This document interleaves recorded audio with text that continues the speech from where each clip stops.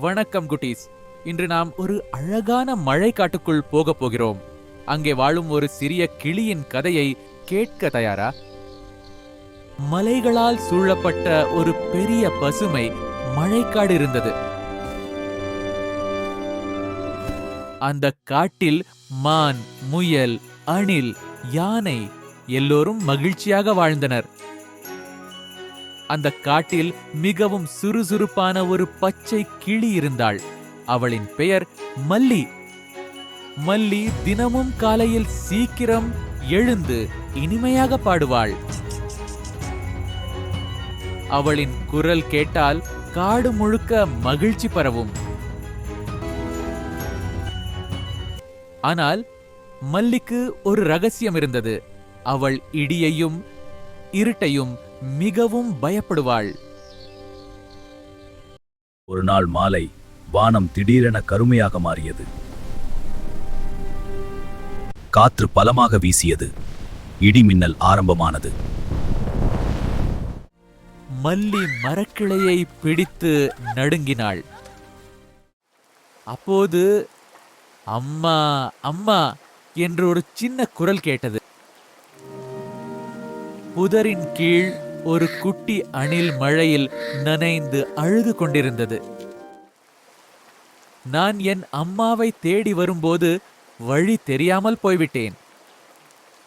மல்லி யோசித்தாள். நான் வெளியே போகலாமா? எனக்கும் பயமாக இருக்கிறது. அவள் மனதில் இரண்டு குரல்கள். ஒரு குரல், அங்கே போகாதே. மற்றொரு குரல், அந்த குட்டி அணிலுக்கு உதவி தேவை.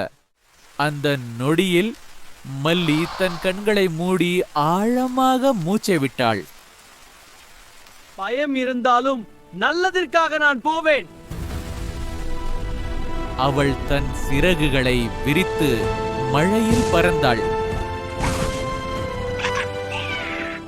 மழை அவளின் இறகுகளை நனைத்தது. காற்று அவளை தள்ளியது. ஆனால் அவள் நின்றுவிடவில்லை. அணிலின் அம்மா எங்கே என்று அவள் காடெங்கும் கூவினாள். அணிலின் அம்மா எங்கே? அணிலின் அம்மா எங்கே? அணிலின் அம்மா எங்கே? அணிலின் அம்மா எங்கே? சில நொடிகளில் ஒரு மரவெட்டிலிருந்து மெதுவான குரல் வந்தது. நான் இங்கே இருக்கிறேன். நான் இங்கே இருக்கிறேன். மல்லி உடனே குட்டி அணிலுக்கு வழி காட்டினாள். குட்டி அணில், என்னை பின்தொடர். இந்த வழியே, இந்த வழியே.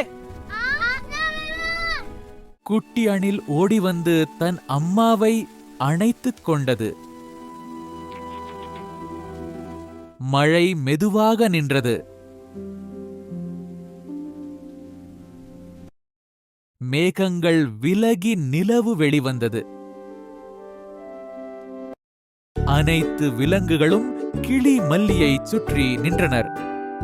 நீதான் இன்று உண்மையான தைரியசாலி என்றனர். நீதான் இன்று உண்மையான தைரியசாலி.